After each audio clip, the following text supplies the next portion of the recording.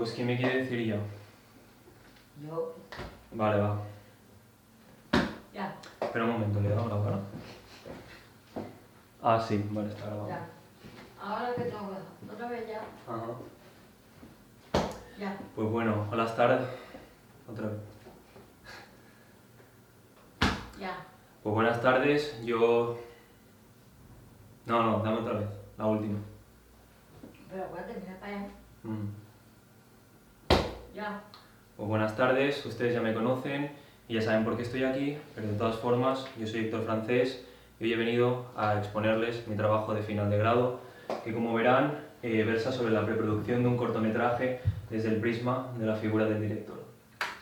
Primeramente haré una introducción para luego hablar sobre los objetivos, seguidamente disertaré sobre la fundamentación teórica, posteriormente ahondaré en la memoria de dirección para después pasar a comentar la intencionalidad del proyecto y la difusión que pretendo darle al mismo.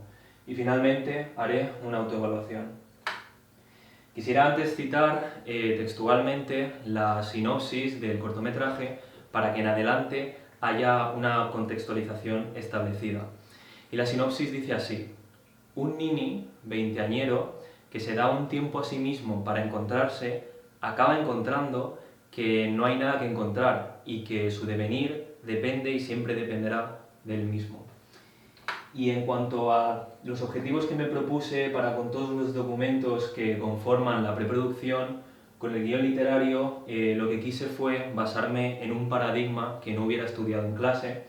Con el guión técnico, por otro lado, mi pretensión fue la de crear planos poco convencionales, expresivos y elegantes.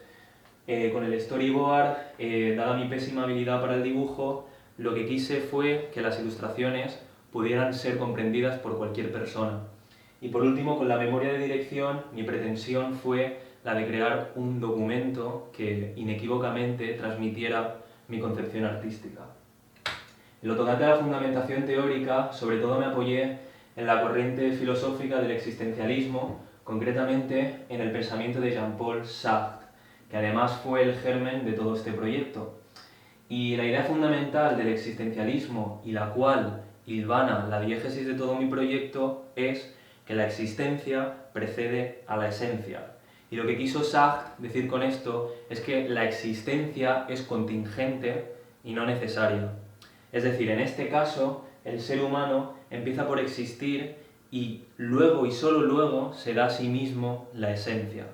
Además, Sartre distinguía dos tipos de ser. Por un lado, el ser en sí, que es aquel que siempre es lo mismo y que jamás tendrá la posibilidad de ser una cosa distinta, como por ejemplo esta roca que lleva a cuestas Sísifo, y por el otro lado, enfrentado al ser en sí, el ser para sí, que es un ser proyectante en la medida en que está constantemente arrojado hacia la dimensión del futuro. Este ser para sí tiene una facticidad o pasado que lo define y sin embargo en su presente es una nada. Y es una nada porque tiene constantemente la posibilidad, como decía antes, de ser algo distinto o hacer algo distinto de lo que ya es. Además, decía Sartre que no somos lo que somos porque somos lo que todavía no somos. Es decir, no somos nuestro pasado o nuestra facticidad porque somos más bien nuestro proyecto o, si se prefiere, nuestro futuro. Y si verdaderamente la existencia precede a la esencia, el ser humano está condenado a ser libre, lo cual le genera angustia porque se va dando cuenta de que todas las decisiones que va tomando a lo largo de su vida tienen un peso ontológico, lo definen y le dan el ser. Y ciertamente muchas personas se enmascaran esta angustia ejerciendo lo que Sartre denominaba como mala fe, o en otras palabras, negarse la libertad existencial.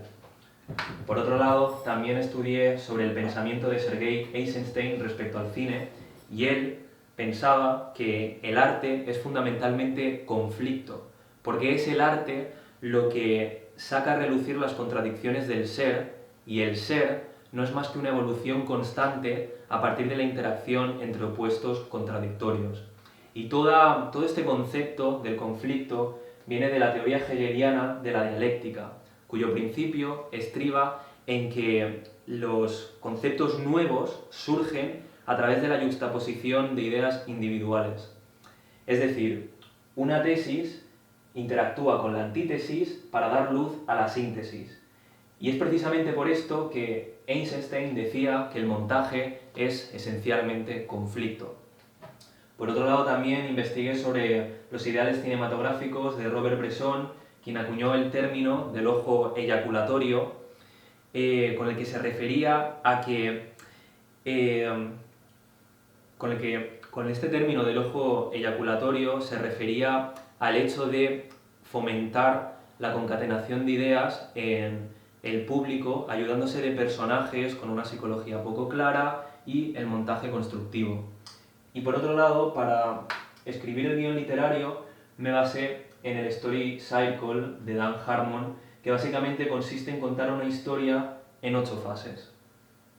Y respecto a la memoria de dirección, los personajes de la diégesis son 3. Por un lado está Pablo, que es el protagonista, que es un joven atribulado, que arrastra muchas adicciones y vive solo con su padre, que está sumido en una gran depresión y se niega a salir de casa. Y por el otro lado está Carmen, que es la exnovia de Pablo y su mejor amiga y que dentro de poco se mudará al extranjero para empezar una nueva vida.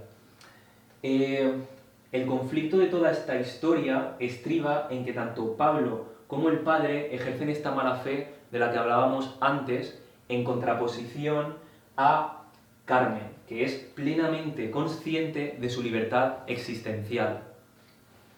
Pablo, a diferencia de su padre, no es consciente de que está ejerciendo esta mala fe, y es por eso que él simboliza un punto intermedio entre estas dos cosmovisiones. Por un lado, la mala fe del padre, y por el otro, la libertad existencial de Carmen. Además, toda esta historia pretende plasmarse con un tono angustioso, a la par que onírico, y el eje principal siempre será la psique atribulada de Pablo y su subjetividad. En cuanto a la puesta en escena, pues en todo momento se pretende plasmar atmósferas y ambientes sórdidos y dramáticos, a excepción de aquellas escenas que requieran justo lo contrario, a saber, ambientes más acogedores, tiernos e incluso esperanzadores, como puede ser la secuencia en la que Pablo tiene soñaciones o cuando sale de su casa a la naturaleza y se da cuenta de que es intrínsecamente libre. Todos estos ambientes y estas atmósferas sórdidas se van a conseguir con iluminaciones de tipo Rembrandt, mientras que la secuencia onírica, por ejemplo, hará uso de iluminaciones extravagantemente irreales y todas las demás escenas que acontezcan en exterior harán uso de la luz natural. Y en cuanto a la puesta en imagen, sobre todo, habrán planos con angulaciones exageradas, planos aberrantes, planos de reducida escalaridad, se hará uso de grandes angulares e incluso habrán dolly zooms, todo esto con la intención de reflejar la subjetividad de Pablo, su inestabilidad, su desesperación, su angustia, etc. Por otro lado, el montaje tendrá un ritmo mayoritariamente frenético, esto en pos de reflejar el caos mental de Pablo, a excepción de aquellas escenas que requieran justo lo contrario, a saber, una parsimonia más contemplativa. Y por otro lado, en la secuencia onírica se hará uso sobre todo del montaje intelectual y el montaje rítmico. Y además, en la secuencia final, cuando Pablo se da cuenta de que es libre, se hará un ejercicio de superponer imágenes y hacer collages con el fin de crear texturas visuales que evoquen sensaciones en el espectador. Por otro lado, en cuanto al sonido, la parte extradiegética serán sobre todo músicas de tipo ambient, drone, que su objetivo será reforzar todas estas atmósferas ya mencionadas anteriormente. Por otro lado, también habrán sonidos Foley que sean discordantes con lo que se vea en la imagen para de nuevo subrayar la subjetividad de Pablo, e incluso habrá un leitmotiv a lo largo de la historia que acompaña a Pablo en todos aquellos momentos en los que en él se acrecente esa angustia.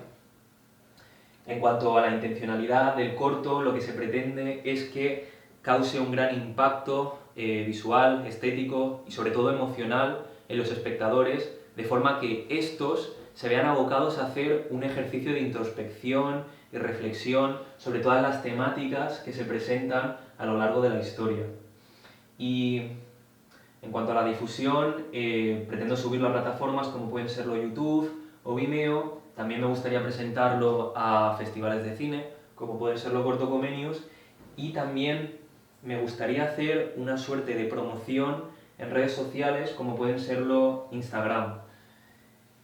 Y en cuanto a la autoevaluación, simplemente mencionar que en el ámbito creativo o artístico, si se prefiere, yo estoy satisfecho porque a mi juicio he llevado las ideas, las he desarrollado satisfactoriamente. Sin embargo, no lo estoy tanto en un plano académico, digamos, porque considero que me he dejado temas en el tintero que me hubiera gustado desarrollar en el trabajo escrito.